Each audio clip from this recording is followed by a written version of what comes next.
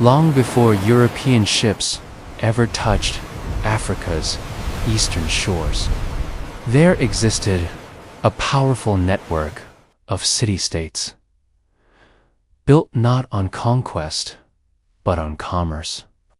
From Kilwa to Mombasa, from Zanzibar to Lamu, these cities turned Africa into a maritime superpower. Welcome to the Swahili Coast, Africa's forgotten empire of trade, culture, and global diplomacy. The Swahili Coast spans over 3,000 kilometers from southern Somalia to northern Mozambique. For more than 1,000 years, this coastline served as Africa's ocean highway, a thriving link between Africa, Arabia, India, and China. But it wasn't just goods that moved across these waters. Cultures mixed, religions spread, languages evolved. And in the process, a unique Afro-Arab identity was born, known today as Swahili. Around the 8th century CE, Bantu-speaking communities along the coast began engaging in trade with Arab and Persian merchants.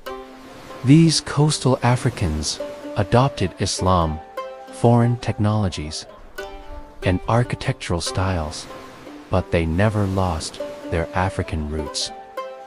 What emerged was a hybrid civilization, African in foundation, but global in reach. Trade across the Indian Ocean wasn't random. It was calculated and seasonal. Monsoon winds carried merchant ships to and from the Swahili coast like clockwork. Every year, traders from India, Arabia, Persia, and even China arrived, bringing exotic goods and seeking African riches. Kilwa, Kisiwani, became the crown jewel of the Swahili coast. So rich, it minted its own gold currency. Ibn Battuta, the famous Moroccan explorer, called it one of the most beautiful cities he'd ever seen.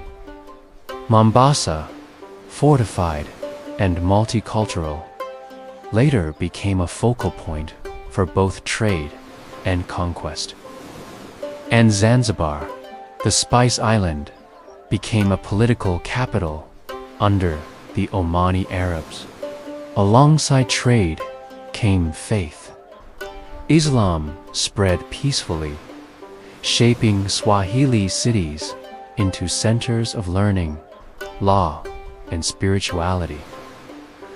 The Swahili language itself, a blend of Bantu structure with Arabic, Persian, Portuguese, and later English vocabulary, became the lingua franca of East Africa. Today, Swahili is spoken by over 100 million people across the continent, a living legacy of this golden age. But the Swahili trade wasn't without its darkness. The Indian Ocean slave trade saw tens of thousands of East Africans sold into servitude across Arabia, Persia, and South Asia. Ports like Zanzibar and Bagamoyo became epicenters of human trafficking. In the late 15th century, Portuguese explorers arrived seeking control over Indian Ocean trade. They bombarded and occupied Swahili cities, disrupting centuries of peaceful commerce. Later, the Omani Arabs reclaimed the coast.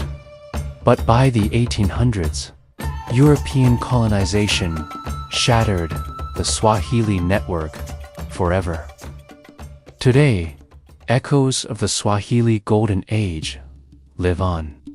In the elegant ruins of Kilwa, the winding alleys of Zanzibar, and the poetic rhythm of the Swahili language itself. This is not just history, it's living heritage. The story of the Swahili Coast challenges the myth that Africa was isolated, passive, or without agency. It proves that Africans were global players, traders, sailors, scholars, and architects of civilization. And as platforms like EblackMediaTV bring these stories to light, a new generation reconnects with a powerful, global African past.